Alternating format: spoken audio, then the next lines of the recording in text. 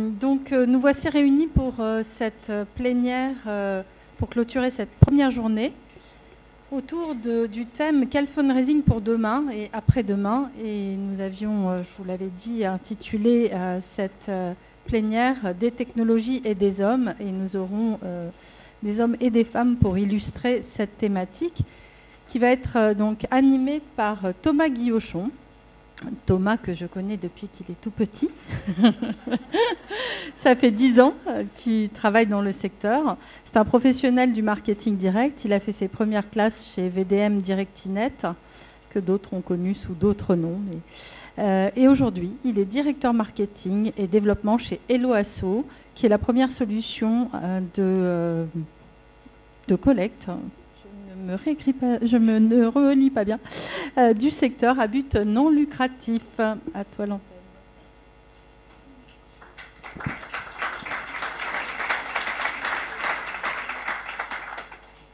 Bonjour à tous. Je tenais tout d'abord à remercier chacun de vous pour son courage. Je ne cesse de répéter depuis que j'ai appris que j'allais animer cette table ronde, qui n'est pas une table ronde puisqu'il n'y a pas de table, que nous allions faire le dernier créneau de la première journée. Pour ceux qui ont fait des masterclass ce matin, je pense que vous êtes fatigués, donc on va essayer d'animer tout ça bien.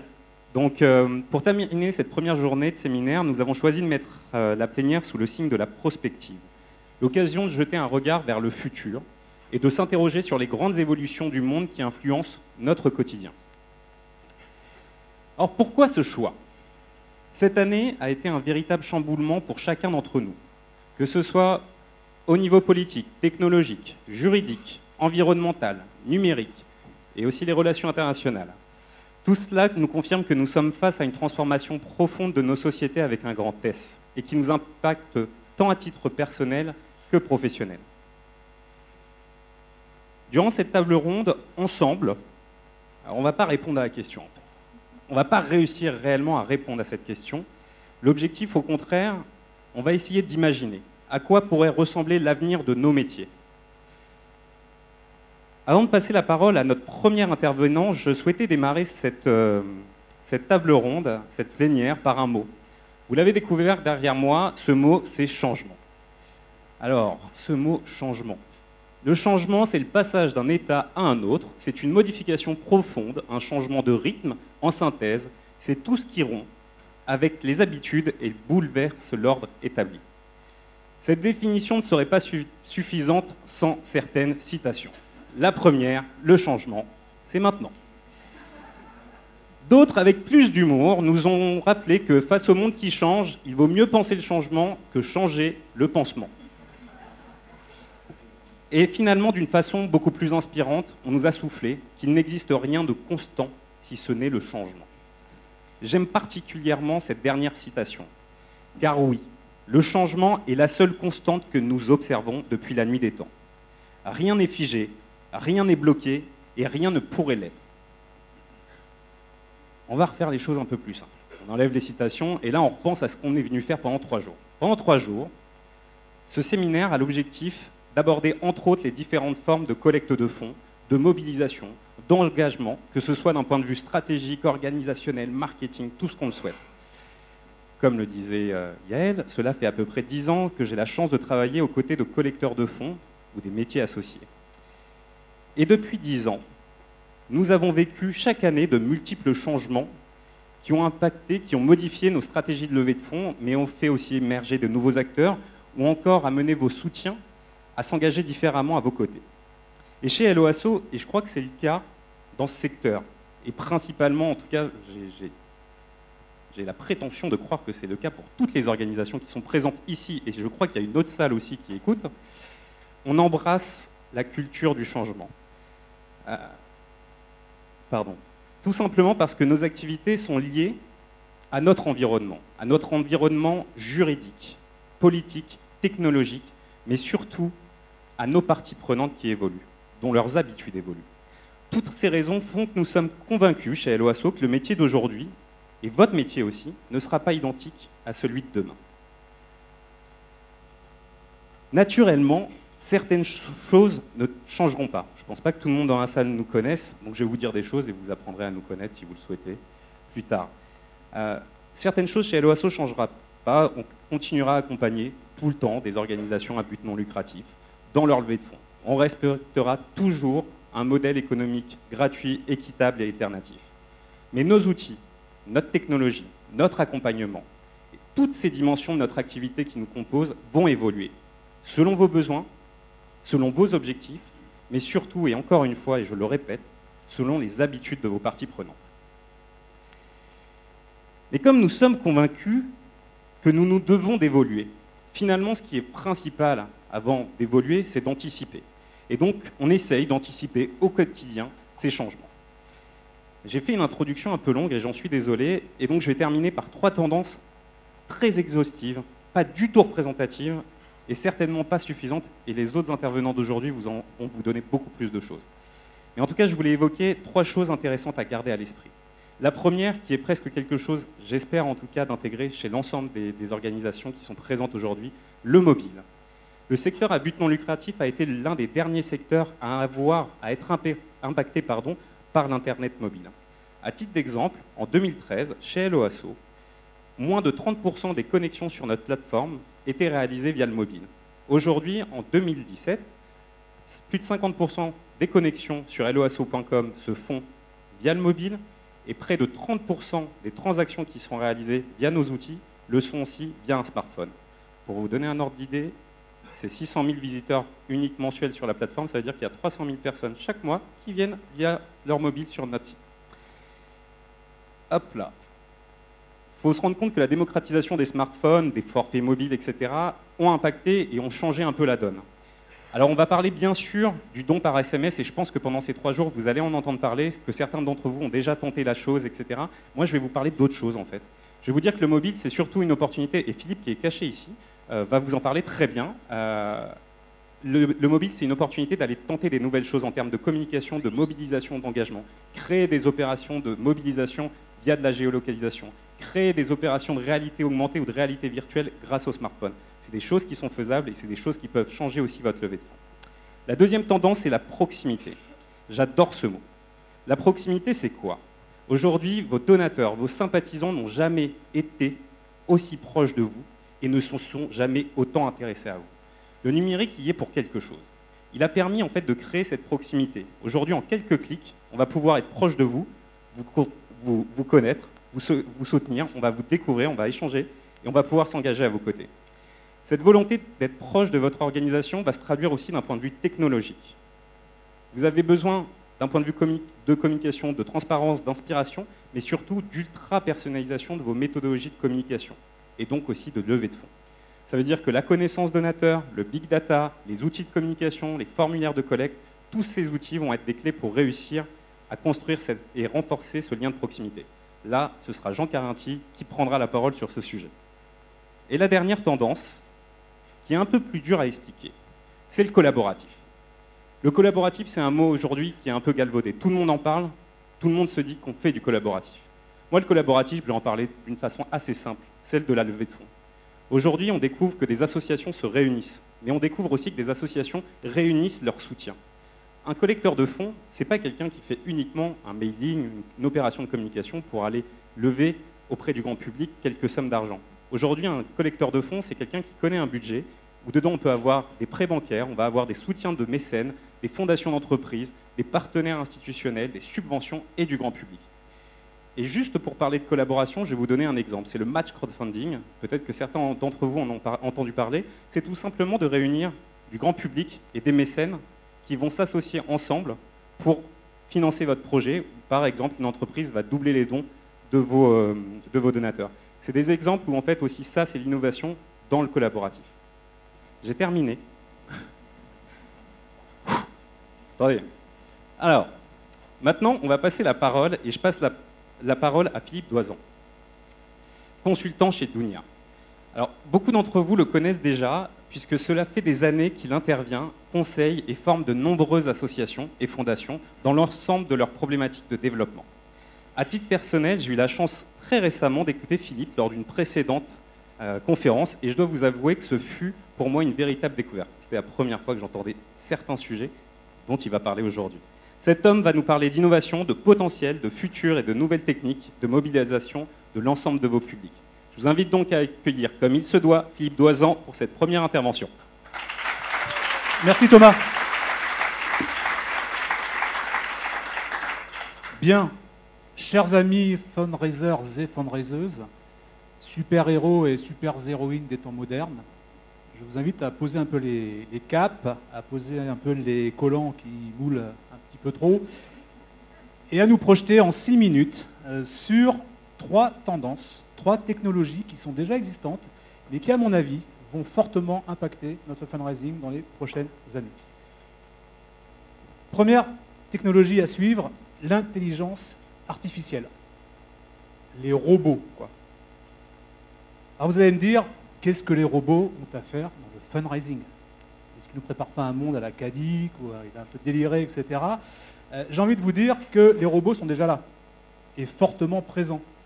Vous avez de plus en plus d'intelligence artificielle qui est là pour traiter la masse de communication, d'informations qui passent notamment par Internet, mais aussi par le téléphone.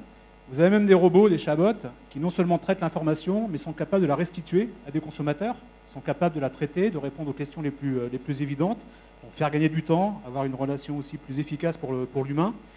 Et puis, de plus en plus, peut-être l'avez-vous vu, c'est passé notamment récemment aux informations, on est entouré de systèmes intelligents qui nous observent en permanence.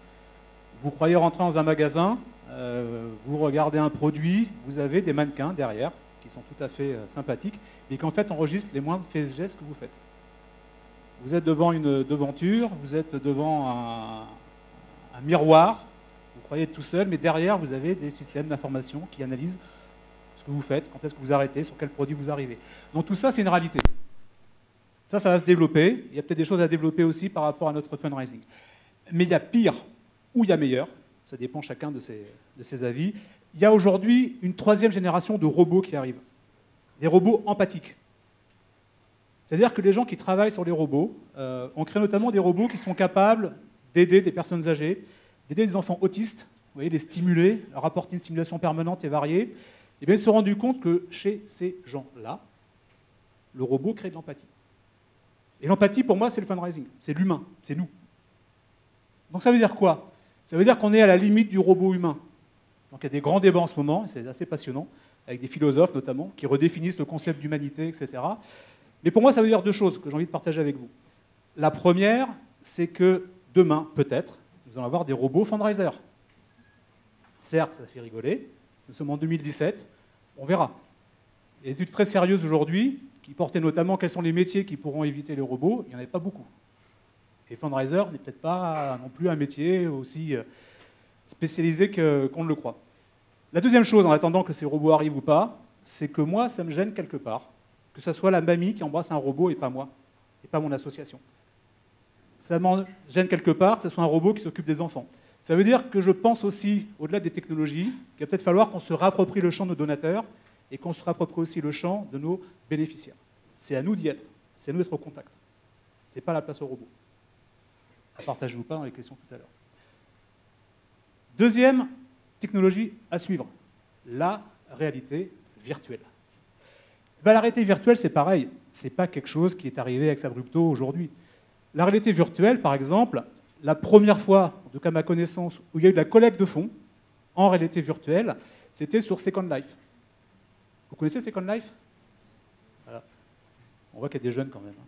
C'est là qu'on voit.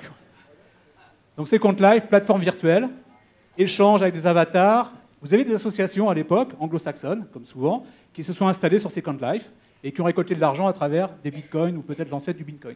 Ça a commencé. Aujourd'hui, temps moderne, je vous présente un fonds d'investissement. Vous connaissez le DAO? Des jeunes, mais peut-être pas assez experts, hein, c'est bien ça.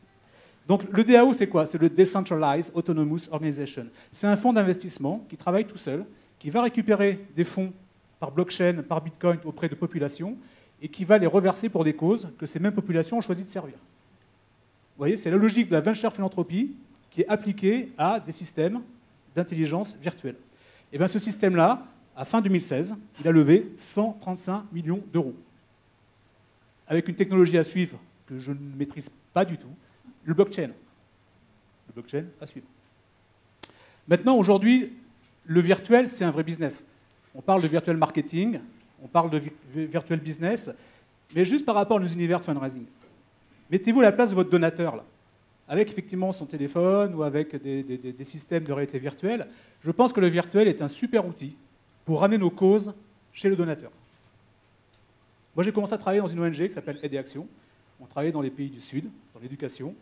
Imaginez ce qu'on peut faire pour un donateur ici en France, le transporter dans les classes, le transporter à Haïti, en Afrique. Imaginez aussi ce qu'on peut faire pour le faire sentir, ressentir des causes sur des maladies, sur de la recherche. Vous voyez, on a un outil là-dessus pour faire vibrer le donateur, pour lui faire sentir notre cause. Et je pense que l'un de nos métiers, c'est fondamentalement de faire ressentir la cause au donateur, indépendamment d'une relation purement écrite ou orale. Troisième technologie, et non des moindres, les neurosciences. J'ai eu la chance d'aller fin avril, début mai à Montréal pour assister au séminaire des collecteurs de fonds francophones canadiens. Et là, il y avait un gars qui a fait un atelier sur neuromarketing et fundraising. Au passage, j'espère que l'AFF aura bientôt des sessions neuromarketing et fundraising. Parce que le neuromarketing, c'est quand même quelque chose de merveilleux. Déjà, c'est qu'on a tous un super outil hyper puissant. On a presque tous un cerveau qui fonctionne. Et le cerveau, c'est puissant. Un cerveau, c'est 320 000 km de neurotransmetteurs. Il faut savoir que l'ordinateur le plus puissant au monde actuel n'a que 96 000 km de connexion. Il y a encore de la marge. Et puis le cerveau, il traite 11 millions d'informations envoyées par nos sens en une seconde. Et il fait 200 millions de calculs. Top. Vous avez fait 200 millions de calculs. Et vous avez traité 11 millions d'informations. En même temps, ce qui est intéressant dans le cerveau, c'est que la dernière évolution importante date de 100 000 ans. Nous avons tous des cerveaux d'hommes de Néandertal. La deuxième chose aussi intéressante à savoir, c'est que le cerveau, il fonctionne tout seul. On croit qu'on le maîtrise, on croit qu'on a la technologie intellectuelle, l'évolution, la culture qui permet de maîtriser le cerveau. Que nenni, mes bons amis, il n'y a que 5% du cerveau qu'on maîtrise, et 95%, c'est lui qui nous maîtrise. Donc vous avez 5% des champs rationnels marketing traditionnel, et vous avez 95% neuromarketing. Ça veut dire qu'on réagit sur des stimuli primaires. Et vous avez des gens qui analysent ça, savoir comment ça se passe. Notamment sur ce qui nous concerne, qu'est-ce qui fait qu'on choisit quelque chose par rapport à quelque chose d'autre? Qu'est-ce qui fait qu'on passe à l'acte? Qu'est-ce qui fait qu'on achète? Qu'est-ce qui fait qu'on a peut-être une segmentation qui n'est pas une segmentation classique, mais une segmentation d'envie, de privilèges, d'histoire, etc., etc. Donc si vous ne savez pas quoi faire pendant ces vacances, j'ai pensé à vous. Je ne suis pas revenu les mains vides de Montréal. Voilà un ensemble de livres qui traitent du neuromarketing. À vous souhaiter.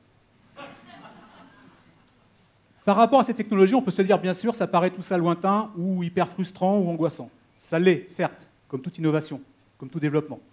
Mais je pense quand même que nous devons fortement nous intéresser à ces technologies pour deux raisons essentielles. La première, c'est que, qu'on le veuille ou qu'on ne le veuille pas, de toute façon, ces technologies sont là et vont se développer. Donc autant les intégrer, autant réfléchir, autant s'adosser à elles, autant se confronter pour pouvoir en tirer le meilleur. Et puis la deuxième, et qui est peut-être la plus importante, et sur laquelle je terminerai, c'est qu'au-delà de nos chiffres de collecte, au-delà de nos techniques, nous sommes quand même des agents de valeur. Enfin, j'espère. Nous sommes là pour défendre la générosité, nous sommes là pour défendre l'intérêt général, et moi, ça m'ennuierait fortement, pour ne pas dire autre chose, que ces technologies-là soient uniquement réservées au domaine du profit. À bon fundraiser, merci. Merci Philippe. Alors c'était 6 minutes. Philippe, ce n'était pas 6 minutes. Alors on va continuer. J'ai un affect tout particulier pour notre second intervenant. Parce qu'il a un profil unique, et surtout parce qu'il a toujours cru en l'innovation sociale et dans les acteurs qui composent cette mouvance. Jean Carinti est directeur de la Maison des associations du 2e et du 9e arrondissement de Paris, mais aujourd'hui, son intervention ne va pas concerner et ne sera pas sous cette casquette.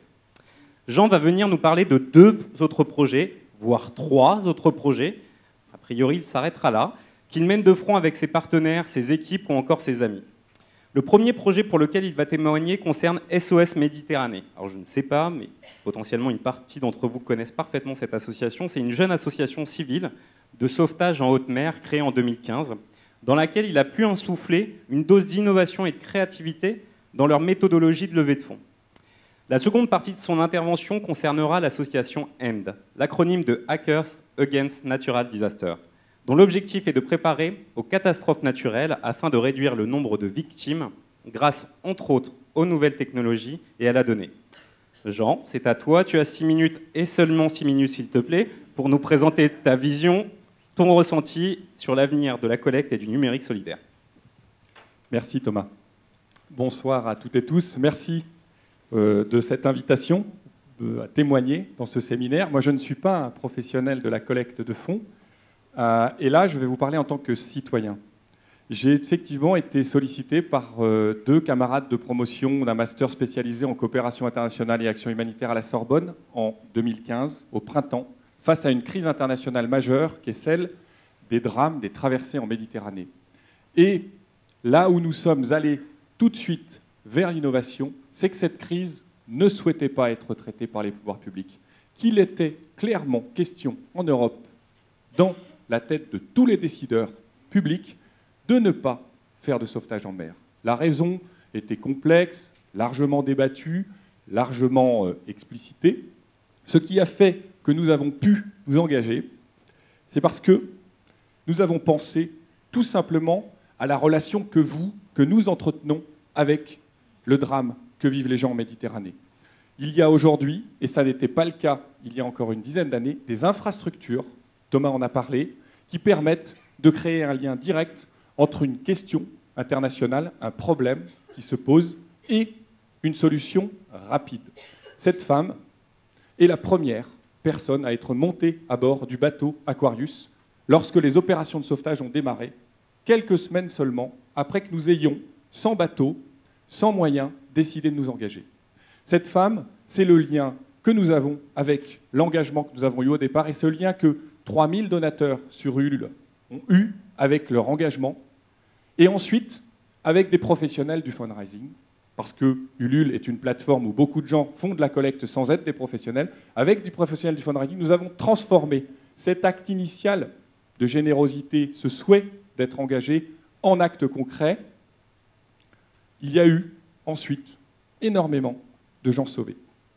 Depuis que les opérations ont commencé, je fais un clin d'œil à ma collègue bénévole d'SOS Méditerranée au premier rang, Corinne, qui est aujourd'hui engagée au premier rang du sauvetage à travers son travail de collectrice de fonds.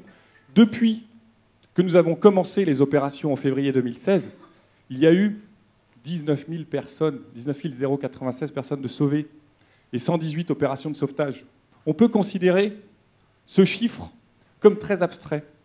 Et c'est là où le lien entre le passé, les façons traditionnelles d'appréhender la collecte et l'innovation technique s'opère, parce qu'on le voit mal, cette photo de Patrick Barr, qui est un photographe qui était sur les bateaux des Boat People dans les années 80. Cette photo donne du sens à ce que nous faisons. On la voit mal à cause de la lumière, mais cette femme et sa fille sont montées à bord de l'Aquarius il y a 3 semaines. Pendant un week-end, 1000 personnes ont été sauvées. Cette petite fille sera à l'école probablement dans les semaines qui viennent, autour de nos villes, dans notre ville, avec nos enfants. Et ça, c'est la technologie de la collecte en ligne, des plateformes qui le permet.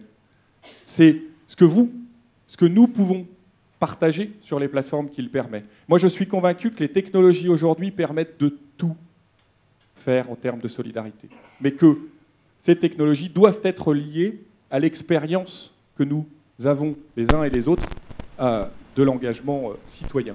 Si nous ne rappelons pas aux gens que des chiffres n'ont aucun sens, à travers l'engagement des photographes, des journalistes qui ont une culture professionnelle, nous n'arriverons pas à créer de la structure à long terme dans l'engagement citoyen sur les plateformes. On a aussi le mauvais côté des technologies à travers, sans polémique, ces gens qui collectent pour ne pas sauver en ce moment sur les plateformes. Voilà. SOS Méditerranée, en termes de tendance, c'est effectivement une relation directe et à très court terme entre un problème international, un outil et une action. Il me reste 2 minutes, donc je vais me dépêcher d'aller sur le deuxième sujet, mais c'était très dur pour moi de parler de cette expérience en 6 minutes. Hackers Against Natural Disasters, qu'est-ce que c'est? C'est un hacker citoyen, Gaël Musquet, qui décide, parce qu'il a vécu le cyclone Hugo, à travers son savoir-faire de météorologue, d'expert en télécommunications, de codeur, et aussi ses expériences à OpenStreetMap, la plateforme de cartographie libre, qui est le Wikipédia des cartes, de s'engager contre les catastrophes en disant les hackers, on appelle très volontiers les hackers des gens malveillants, c'est pas vrai. La culture de hacking, je crois qu'on pourra en reparler, est une culture très bienveillante dans l'histoire des technologies. C'est une culture de découverte, de bidouillage, de démontage des systèmes pour en vérifier la fiabilité. C'est une culture immunitaire. Donc Gaël, il a fondé HUND, moi j'étais à ses côtés quand on l'a fait, sur des exercices de simulation internationale de catastrophes naturelles. Parce qu'on arrive toujours après. Moi, je suis administrateur d'une ONG humanitaire, on arrive toujours après. Et aujourd'hui, on peut permettre aux communautés technologiques, je crois que c'est le cas de Bibliothèques sans frontières, on en reparlera, il y a du potentiel sur le terrain. Vous savez qu'à Madagascar, il y a la première communauté de développeurs au monde aujourd'hui. C'est du offshore, on appelle ça. Donc les gens, ils sont là sur place pour prendre le pouvoir sur leur propre destin. Encore faut-il qu'on leur permette d'avoir les moyens de le faire. Et là, HUND propose de partager le savoir en open source. Qui connaît Corben ? Une personne. Corben est un des plus grands, deux personnes, des plus grands blogueurs de la bande de hackers qu'on appelle les bug bounties. C'est des gars qui vont surveiller les systèmes informatiques et qui vont vous dire si vos systèmes sont fiables. Ils sont payés par les plus grands groupes aujourd'hui pour aller repérer les failles de sécurité. Corben est allé au Web Today rencontrer Gaël et il a partagé avec lui cette expérience de hacking citoyen que nous vivons tous les jours avec HUND à travers un sujet qui sont les automobiles. Nous avons tous des voitures. Est-ce que nous savons quelles sont les failles de ces engins, comment ils sont conçus et surtout quels sont les systèmes informatiques qui les constituent? Aujourd'hui, on a lancé avec HUND une initiative qui s'appelle Vehicles Research Lab et qui est de décortiquer ces systèmes, notamment parce que des constructeurs, parfois pas toujours bienveillants, ne vous disent pas ce qu'ils ont mis comme code à l'intérieur et comment on évalue les sorties de particules fines, par exemple. Moi, j'ai 4 enfants, j'ai une fille et 3 garçons. Je peux vous garantir que je vais me battre pour qu'on ne leur fasse pas vivre des villes irrespirables avec le diesel. Ces gens-là, la technologie, ils veulent la maîtriser et ils proposent globalement, et c'est une tendance lourde aussi dans nos systèmes, de la maîtriser. Je vais passer là-dessus rapidement. Voilà, c'est simple, hein. Une des tendances aussi de l'époque, vous avez peut-être entendu parler de la Maker Faire à Paris il y a quelques jours. Une des tendances lourdes de l'époque, c'est qu'il faut parler de ce qu'on fait. Ces gens-là s'assoient derrière des voitures et font des ponts Wi-Fi de 30 km qui permettent, dans des situations de catastrophe, quand les gens ont appris à les maîtriser, c'est vraiment à la portée d'un adolescent en fin de lycée, de les mettre en œuvre pour vous remettre des systèmes informatiques ou des systèmes de télécommunication quand vous en avez besoin. C'est de l'or. Et c'est vraiment une tendance.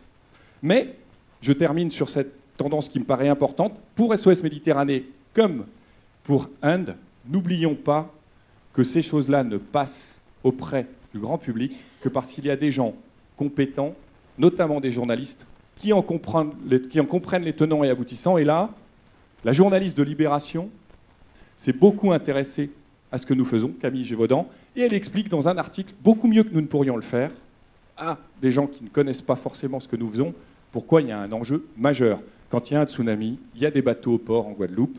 Ces bateaux, ils peuvent se retourner, 3000 personnes à bord. Il faut pouvoir préparer ce genre de choses. Aujourd'hui, rien n'est fait. Donc on est un peu, pour terminer, le système immunitaire de nos sociétés ultra-technologiques avec nos hackers. Et puis un petit clin d'œil, parce que Thomas m'a permis de le faire. Je suis en campagne pour un lieu qui va réunir tous ces hackers et qui s'appelle l'Ermitage et qui a une histoire particulière puisque c'était le lieu d'une ONG internationale de développement qui s'appelle le CIDR. Bon, ce lieu est à côté de Paris, il est en vente, on va le racheter en collectif de hackers et on va faire de l'agroécologie, de l'agroforesterie, du hacking citoyen. On va faire également des bâtiments intelligents, parce qu'il y a 20 bâtiments à remettre en zéro carbone, et puis on va faire bien entendu du vivre ensemble. Ce lieu, il est en campagne sur Ulule, on a encore jusqu'à vendredi soir, vous pouvez aller voir, c'est ce que nous pensons être une tendance lourde de cette époque. Prenons le pouvoir. Merci Jean.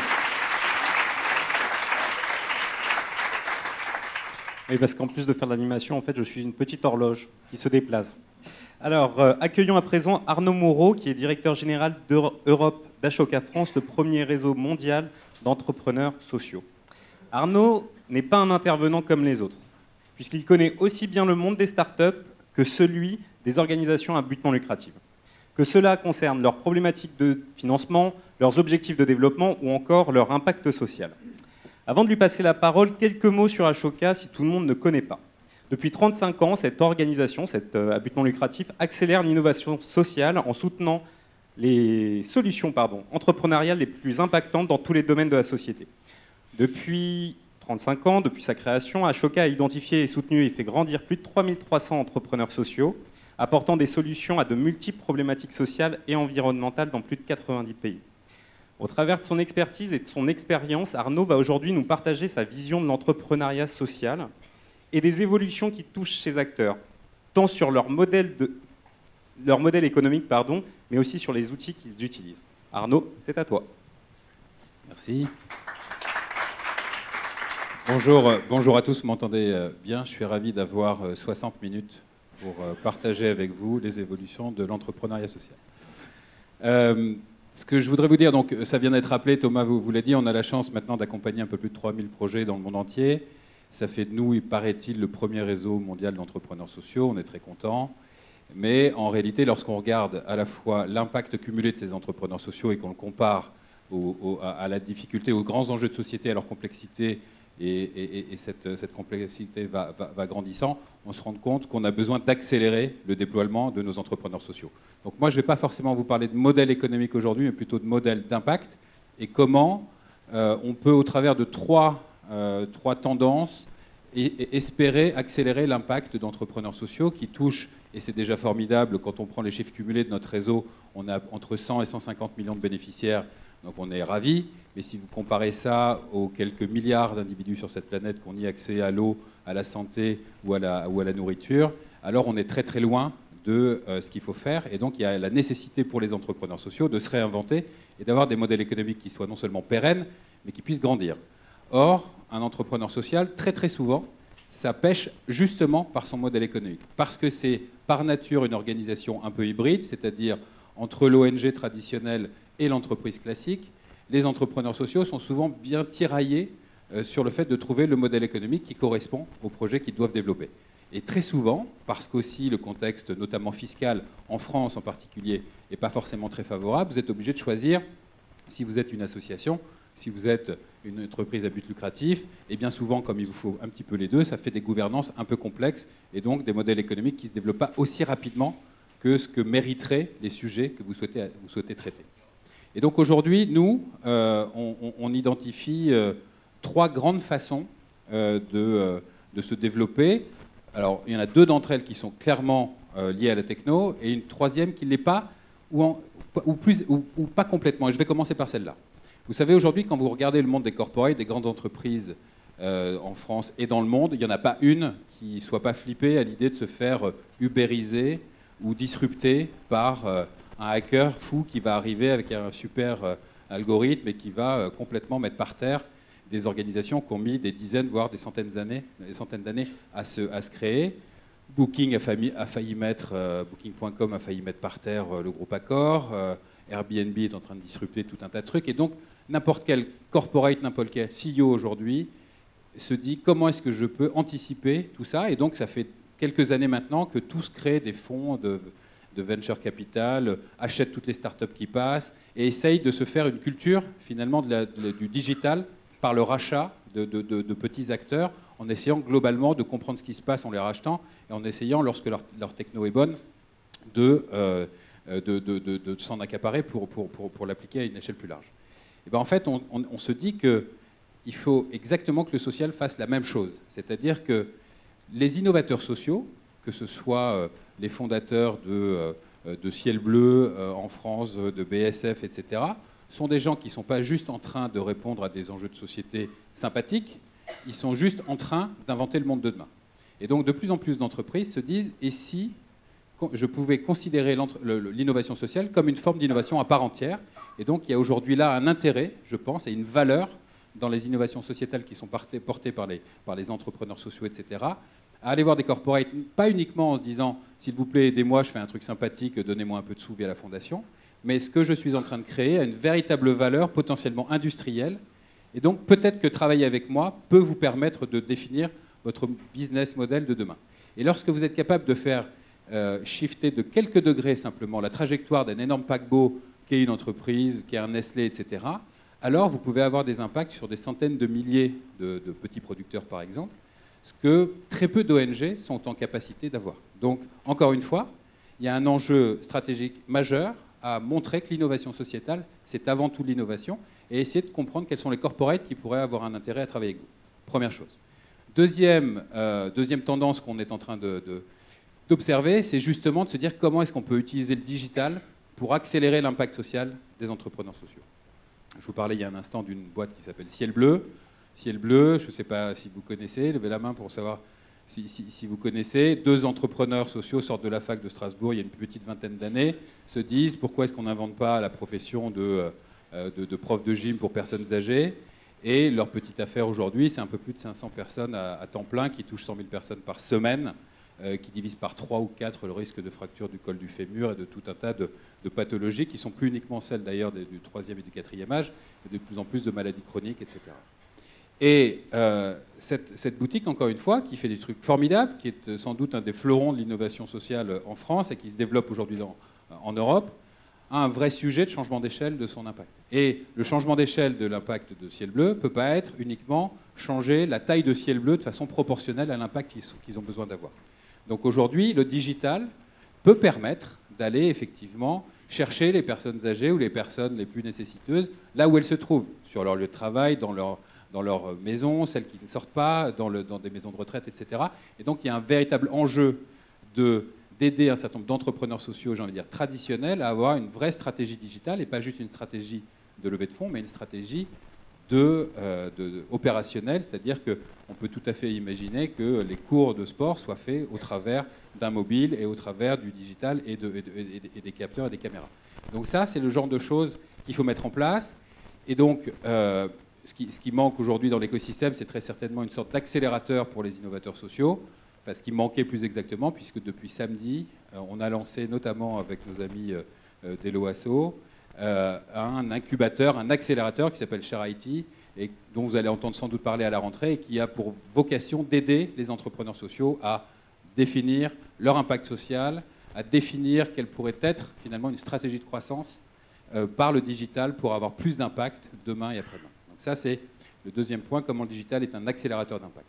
Et puis la troisième chose, qui est peut-être la plus prometteuse, la plus complexe aussi à mettre en place, c'est de se dire, et si j'étais capable d'avoir un modèle économique qui soit directement lié à l'impact social que je génère? Reprenez Ciel Bleu.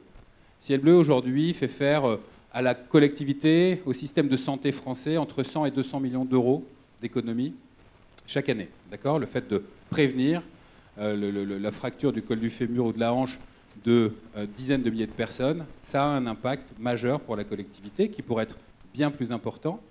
Et donc, ils font faire une économie fantastique au système de santé, que ce soit le système privé ou public. Et à côté de ça, ils galèrent comme c'est pas permis pour lever parfois 500 000, 1 million ou 2 millions d'euros, quand en levant 3 ou 5 ou même 10 millions, ils pourraient décupler leur impact social. Donc un des sujets aujourd'hui, c'est de se dire, est-ce que je ne pourrais pas être payé en fonction de l'impact que je génère, ou plus exactement en fonction des économies que je fais faire à un tiers, que ce tiers soit public, que ce tiers soit privé. Et finalement, si on y réfléchit bien, les contrats à impact social commencent à aller dans cette direction, mais ils sont un peu complexes. Mais la finance carbone, finalement, a généré ce type d'approche. C'est-à-dire qu'on a réussi à définir pour un secteur donné, qu'il y avait à la fois des gens qui étaient des pollueurs et qui donc devaient payer, on a défini une unité de compte et puis on a défini un mécanisme d'échange. Mais imaginez que grâce aujourd'hui à la technologie, au big data, au fait qu'on est capable aujourd'hui de définir ce que coûte dans différents univers une nuitée d'hôpital, un jour de prison, une journée à l'école, etc., on doit être capable de constituer, comme en Grande-Bretagne, des bases de données sectorielles qui vous permettent à ce moment-là de savoir finalement quel coût vous avez permis d'éviter, soit pour la collectivité, soit pour un privé qui est peut-être un assureur par exemple. Donc aujourd'hui, il y a un véritable enjeu d'accélérer cette approche-là de façon à pouvoir créer en fait des référentiels communs qui permettent à la fois d'évaluer votre impact social, mais de le monétiser. Et ça, c'est une tendance forte sur laquelle on est aussi en train de travailler à plusieurs, parce que pour faire ça, il vous faut des hackers, il vous faut des digital scientists, etc., et des data scientists, et il vous faut aussi l'accès à un certain nombre de données qu'ont les actuaires des boîtes de conseil, des boîtes d'assurance, mais qui n'ouvrent pas forcément leurs portes aussi facilement. Donc voilà moi ce que je voulais partager rapidement avec vous ce soir, quasiment dans le chrono. Donc je vois Thomas qui sourit, qui est ravi, parce que j'ai quasiment récupéré une partie du temps que mes camarades avaient complètement démonté. Et je vais maintenant lui repasser la parole, et je vous remercie de nous avoir écoutés. Merci. Merci.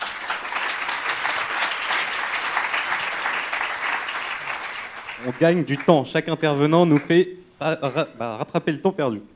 Alors, quatrième intervenant, une intervenante. Accueillons à présent Domitie de la Roulière, qui est déléguée générale de l'association L'École de la Philanthropie. Alors je m'arrête, et je le répète une seconde fois, l'École de la Philanthropie. Qui aurait pu imaginer qu'un jour, alors même que la société, toujours avec un grand S, rencontre d'innombrables bouleversements, puisse voir émerger un acteur atypique dont la mission principale est de développer la capacité d'empathie des enfants pour faire d'eux des altruistes actifs. En clair, présenter aux plus jeunes la philanthropie d'aujourd'hui pour créer les philanthropes et les bénévoles de demain. L'école de la philanthropie a été créée en 2011 par les fondations Edmond Rothschild et a sensibilisé aujourd'hui plus de 7500 enfants en Île-de-France.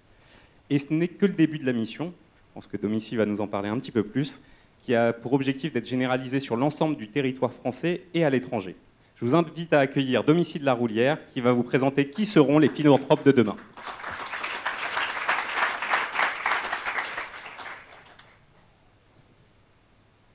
Bonjour à tous.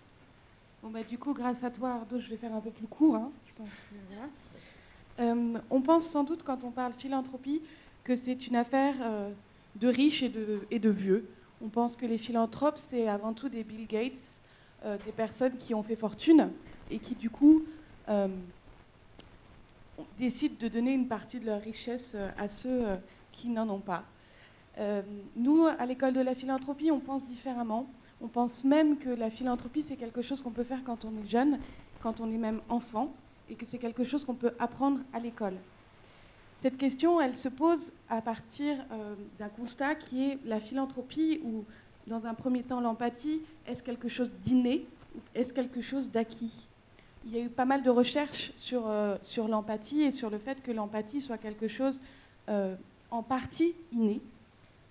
Eh bien, nous, on considère que la philanthropie, c'est surtout beaucoup d'acquis.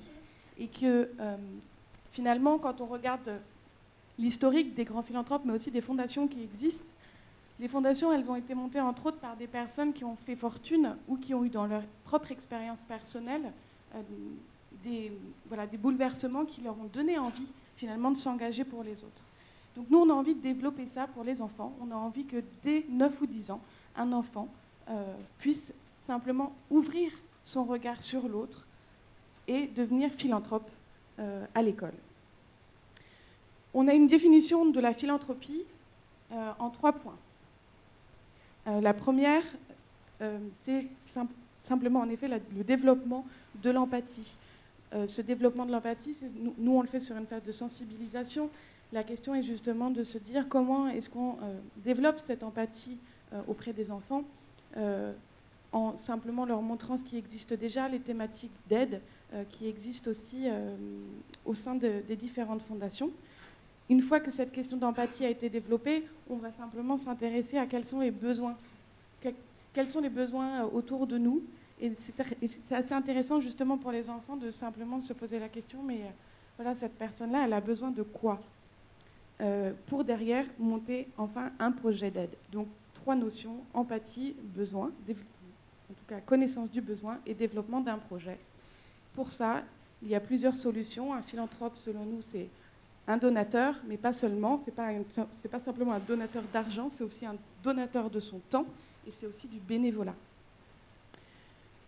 Le fait est que éduquer à la philanthropie, selon nous, c'est aussi dire aux enfants qu'ils sont nécessaires au fonctionnement de la société et que justement, finalement, on va tous devoir devenir philanthropes pour que la société tourne, en tout cas dans les prochaines dizaines d'années.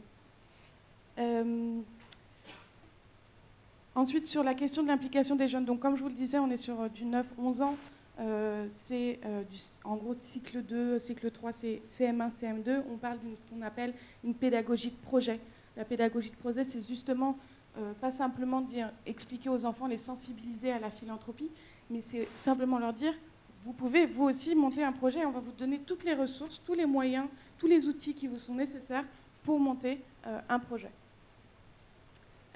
Du coup, simplement, on développe cette curiosité, cette ouverture, et on leur demande d'aller dans leur quartier, et déjà de s'ouvrir à leur propre quartier, de connaître les associations qui existent, dans leur quartier et de savoir du coup quelles associations ils ont envie d'aider. Une fois qu'ils ont décidé l'association qui est validée, ils font ensemble, en classe, ils font un vote. Et c'est avec ce vote, justement, qu'ils vont décider de la thématique qu'ils veulent faire. Et du coup, ensemble, avec l'association, ils vont développer un projet qui peut être des collectes d'objets, des collectes d'argent, mais aussi des spectacles, des visites, des créations. Et en fait, les enfants sont particulièrement créatifs et ils ont vraiment conscience qu'ils peuvent s'engager. Et on leur donne aussi cette confiance en eux, cet esprit critique qui leur permet justement de se dire « moi aussi, je peux aider à mon âge ». Du coup, la question, c'est sur l'impact sur le futur. Qu'est-ce que ça donne? Il y a deux sortes d'impact. Il y a l'impact sur le développement personnel de l'enfant et il y a l'impact aussi sur la société. L'impact d'abord sur le développement personnel de l'enfant, c'est quelque chose qu'on travaille avec des neuroscientifiques, dont en particulier Sylvie Chocron, qui justement nous aide à déterminer à quel point finalement développer chez l'enfant l'empathie, la bienveillance, l'altruisme, en fait aide vraiment l'enfant à savoir à la fois développer sa confiance en soi, mais aussi, étonnamment, et on ne le sait pas encore, ça a de vrais impacts sur la santé. Par exemple, on sait qu'un enfant qui va apprendre à être bienveillant, à s'intéresser à l'autre, eh bien, cela va avoir des impacts sur les risques cardiovasculaires de l'enfant, par exemple. Enfin, ce que je voulais dire, c'est que pour la société, évidemment, il y a une lutte contre l'individualisme, mais ça, je pense que je n'ai pas besoin de vous convaincre sur le fait qu'on a une société qui a besoin justement de travailler sur le collectif, sur la bienveillance. Et les enfants sont particulièrement créatifs et ils ont une vraie capacité justement à aider les autres. C'est d'autant plus beau quand on voit toutes les actions qu'ils mènent chaque année. Comme tu l'as bien dit, en effet, il y a plus de 7500 enfants qui ont participé à l'école de la philanthropie depuis sa création en Île-de-France. Et maintenant, on développe justement aussi grâce au numérique, puisque nous sommes en train de créer une plateforme numérique. On est en train de développer cette association partout en France. Et je voulais simplement rajouter que depuis cette année, la Fondation de France est devenue partenaire fondateur aussi de l'école de la philanthropie avec les fondations Edmond de Rothschild, et que c'est ensemble justement qu'ils ont décidé d'aider cette association à se développer afin que les jeunes justement se sentent des citoyens engagés et qu'ils apprennent à agir justement pour les autres. Merci beaucoup. Merci Domitie.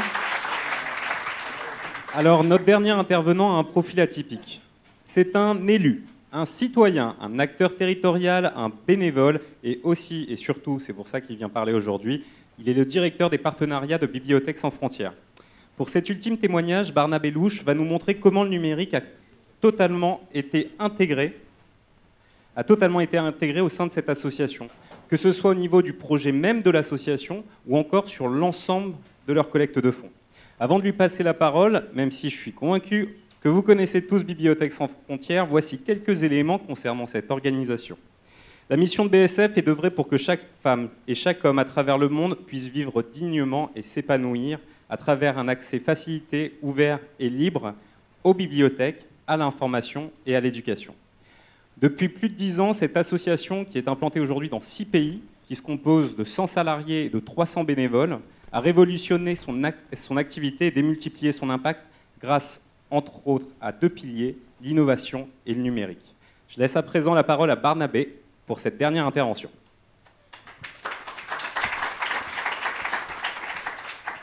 Bonjour, donc il me reste 2 heures si j'ai bien compris. 4 heures, très bien. Merci en tout cas à Thomas et évidemment à l'AFF pour cette invitation. Je suis ravi d'être parmi vous. On va essayer d'aller vite pour laisser la place aux questions. Évidemment, à BSF, on est convaincu que l'accès à l'information et à l'éducation, à travers les bibliothèques, nous avons plus que jamais besoin des bibliothèques en France et dans le monde. Alors, en 2 mots, d'ailleurs, est-ce que vous savez qu'aujourd'hui, c'est une journée mondiale? Alors, il y a des journées mondiales tous les jours. Aujourd'hui, c'est la journée mondiale des réfugiés. Je veux dire quand même un tout petit mot là-dessus, c'est qu'on a... malheureusement, on n'a jamais eu autant de réfugiés dans le monde. Il y en a plus de 65 millions aujourd'hui, et près de la moitié sont des enfants. D'où l'importance, évidemment, de l'accès à l'éducation, de l'accès à l'information, parce que ces générations qui ne sont pas éduquées, ce sont des générations sacrifiées pour le monde de demain. Donc nous devons évidemment leur proposer et leur venir en aide.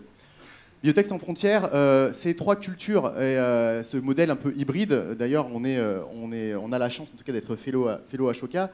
3 cultures à BSF, l'urgence et post-conflit, l'accès à la culture et à l'éducation, notamment dans les camps de réfugiés, j'y reviendrai, l'éducation populaire et l'accès à la culture en France, dans les quartiers populaires, dans les zones rurales, notamment dans les zones blanches, où l'accès à la culture est plus difficile et plus lointaine. Et l'entrepreneuriat social, parce que l'entrepreneuriat, la transformation sociale, parce qu'on est convaincu que, notamment les bibliothèques, sont des lieux d'innovation, sont des lieux où on peut aussi construire son avenir par l'insertion professionnelle, en créant son entreprise, en tout cas en écrivant un CV. Donc c'est trois cultures qui ont une seule organisation. En 2 mots, parce que encore une fois on n'a pas beaucoup de temps, Bibliothèques sans frontières, notre impact, c'est des dizaines, des centaines de bibliothécaires formés, c'est des millions de personnes desservies dans le monde sur plusieurs continents. Le dernier projet étant assez important, étant notamment des Ideas Box que vous voyez là. C'est des médiathèques mobiles que nous avons créées avec Philippe Stark, avec du numérique, j'y reviendrai, des livres, des liseuses, des tablettes, une télé, un vidéoprojecteur, des jeux de société qu'on déploie un peu partout dans le monde, mais aussi en France. Et le dernier projet étant, nous travaillons dans le processus de paix en Colombie, entre les FARC et les Colombiens. Et une vingtaine d'Ideas Box sont aujourd'hui déployées pour recréer le lien et travailler à la réconciliation des peuples, notamment donc en Colombie. Ces Ideas Box, elles sont aussi présentes au Moyen-Orient, dans la zone des Grands Lacs. En France, il y en a à Calais, dans les Yvelines, en Ille-et-Vilaine, à Marseille, bientôt à Montpellier, etc. Si je vous parle de ça, c'est de lien avec le numérique, c'est que si Bibliothèques sans frontières a créé et industrialise aujourd'hui ces médiathèques mobiles, notre réflexion, c'est de dire, et la stratégie de BSF, c'est de dire, on doit passer vers une stratégie du hard, après avoir industrialisé l'Ideas Box, mais ceci, c'est que du mobilier. C'est que du mobilier, et finalement, ça peut être gadget. Car l'enjeu, pour nous, c'est évidemment quel contenu et quelle médiation on peut faire avec chaque public, qu'on soit en Jordanie, en Grèce, en Colombie, ou bien sûr en France. Et aujourd'hui, le travail qu'a pu faire ces dernières années, et qui est peut-être moins visible, moins spectaculaire, mais qui est pour le coup essentiel dans la stratégie de BSF, c'est le travail qu'on fait dans ce serveur qu'on propose dans l'Ideas Box. Dans chaque Ideas Box, il y a un serveur. Ce serveur permet de proposer des outils numériques à travers les tablettes, les liseuses, mais aussi les smartphones. Et ce serveur, qui est totalement open source, que vous pourrez trouver d'ailleurs sur la plateforme des développeurs GitHub, permet à chacun, à chaque citoyen, à des réfugiés, d'avoir accès à du multimédia, à des documents, à de l'électronique, à des applications de soutien scolaire, à de la création, qui puissent construire sur l'avenir et puis enfin avoir une fenêtre sur le monde. Et c'est vrai que cet engagement très fort, aujourd'hui, l'organisation, on est là aussi pour créer des consortiums d'acteurs en France, dans le monde, pour faire en sorte que des outils libres, des outils numériques, soient au cœur des stratégies de développement de l'éducation et de l'information de demain. On voulait dire qu'à la fois dans nos projets, mais aussi dans notre environnement numérique interne, rapidement, l'idée c'était de dire comment nous, on travaille à BSF, à la fois avec notre outil mail, Zimbra, Kanborn, un outil libre, là aussi, c'est dans nos valeurs, la question de l'open source, travailler avec un maximum d'outils open source, l'outil de gestion de projet Kanborn, Synology, avoir un wiki pour l'ensemble des équipes de BSF en France, mais aussi dans le monde, et enfin un chat interne. On a travaillé en passant de 20 salariés à 100 salariés en à peu près 2 ans. Évidemment, on a eu un travail de structuration très fort pour pouvoir passer d'un système assez artisanal, hein, comme tout le monde, à essayer de structurer les différentes bases de données. Il y a eu des ateliers tout à l'heure sur ces questions-là. Et nous avons travaillé notamment avec l'entreprise Cross-Talent, qui nous a permis de pouvoir paramétrer l'outil Salesforce, structurer nos bases de données, référencer les projets. Moi, j'attire aussi, et on a fait un formidable travail, et c'était, je crois, la première fois que Hello OSO aussi pouvait connecter comme ça ces différents outils. Nous avons connecté à la fois notre levée de fonds Helloasso, nos outils de levée de fonds comme Helloasso, avec Salesforce, qui permet d'avoir un échange continu entre ces deux outils, et évidemment, ça nous est très précieux. Innover dans la collecte de fonds, alors il y a eu plein de choses qui ont été dites aujourd'hui déjà, c'est que dans un contexte budgétaire contraint, malheureusement à BSF, on n'a pas encore les moyens de mettre des dizaines de milliers d'euros pour pouvoir lever des fonds et investir et avoir des retours sur investissement.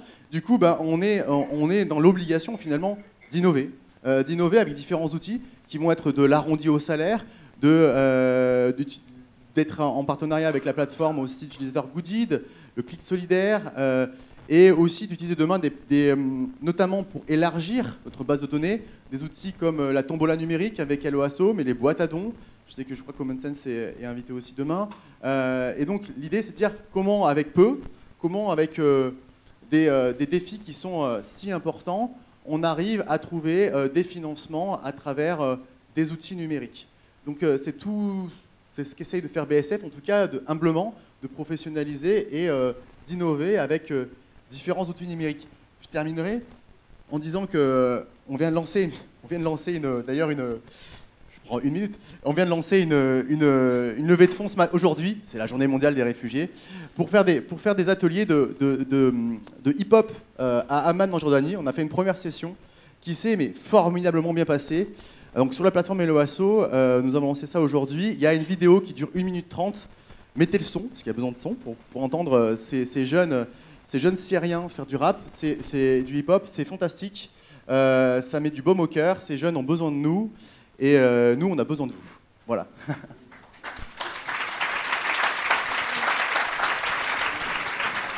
Merci Barnabé. Je vais inviter en fait tous les intervenants à remonter sur scène. L'objectif étant que même s'il ne nous reste pas beaucoup de temps, en fait on peut vous garder jusqu'à l'heure que vous souhaitez, hein, mais bon, c'était pas l'objectif de durer jusqu'à 19h30, 20h. Il y a d'autres choses après. C'était plutôt par contre d'essayer d'être interactif aussi dans les échanges que vous avez, dans les témoignages que vous avez pu entendre, et essayer de nous partager quelques questions, quelques remarques que vous pourriez avoir sur les différentes interventions. Ce que je vous propose, c'est qu'au maximum, on se donne, j'en ai marre de dire au maximum, mais bon, 10 minutes de questions pour conclure et ensuite passer à la fin de cette journée. Alors, est-ce qu'il y a des questions? Ça va peut-être durer moins longtemps.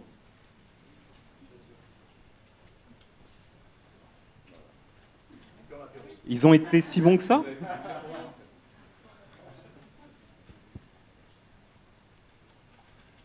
Une question pour BSF. Combien vous collectez à travers vos plateformes, les plateformes numériques avec qui vous êtes en partenariat? Ça représente combien par année? Alors, sur un budget de 10 millions d'euros aujourd'hui, c'est très peu. On est à un peu plus de 100 000 euros, ce qui est par rapport à notre budget total, c'est peu. Encore une fois, on se professionnalise, on essaie de se structurer et d'innover. La campagne de fonds d'Helloasso de fin d'année dernière, en toute transparence, était entre 25 et 30 000 euros. Voilà. Et combien coûte une Ideas Box? Ideas Box, aujourd'hui, elle coûte entre 40 000 et 45 000 euros, avec l'ensemble des outils numériques qui sont inhérents. Le mobilier, lui, nu, avec seulement quelques outils, coûte 15 000 euros. Après, c'est des livres, c'est des ordinateurs, c'est des liseuses. Enfin, tout ça n'est pas gratuit. Donc, voilà.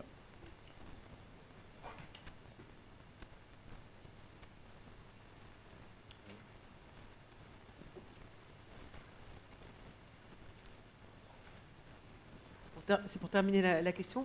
100 000 euros collectés sur vos différentes plateformes, et combien de personnes qui sont mobilisées pour faire vivre ces campagnes, parce qu'il ne suffit pas de les poster pour qu'elles rapportent. Aujourd'hui, il y a une personne qui est responsable de la collecte de fonds. Après, on a des stagiaires, on a des services civiques, comme tout le monde, mais on a une personne en charge de la collecte de fonds, et donc c'est sur cette personne que repose notamment l'ensemble de la dimension marketing, avec, on a une graphiste, on a une personne qui anime les réseaux sociaux, mais c'est tout. Ça, c'est déjà bien. C'est déjà bien.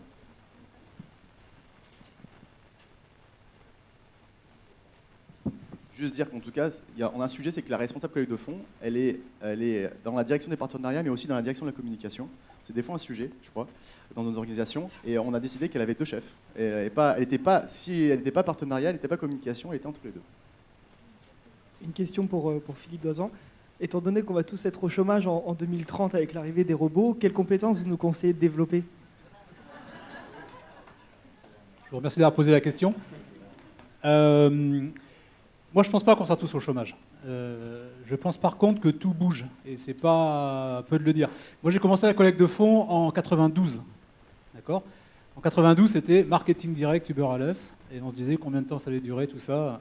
Et aujourd'hui, j'ai pas eu le temps, parce que j'aurais voulu commencer par là, mais c'est montrer toute l'évolution des technologies. Donc on est au seuil de quelque chose, et c'est sûr que ça s'accélère. La deuxième chose, c'est pour ça que la présence d'Arnaud et d'autres personnes est intéressante, parce que les fundraisers n'ont pas le monopole de l'intérêt général. Les entrepreneurs sociaux sont aussi sur le champ de l'intérêt général. Les intrapreneurs sont sur le champ de l'intérêt général. Certaines entreprises aussi qui font des produits base of pyramide sont sur l'intérêt général. Donc il va falloir qu'on s'ouvre. Ça, c'est sûr. Par contre, et je terminerai là-dessus, c'est que vous avez quelqu'un qui a créé le métier de manager, qui s'appelle Peter Drucker. Et Drucker, il disait, si vous travaillez aujourd'hui de la même façon que vous travailliez hier, il y a de grandes chances qu'effectivement, vous ne travaillez plus du tout demain, quoi. Il disait également une petite phrase, et je termine là-dessus pour ça, c'est que la meilleure façon d'anticiper le futur, c'est de le créer. Voilà, je pense que la réponse se situe là-dedans. Sinon, devenez consultant, c'est des métiers merveilleux.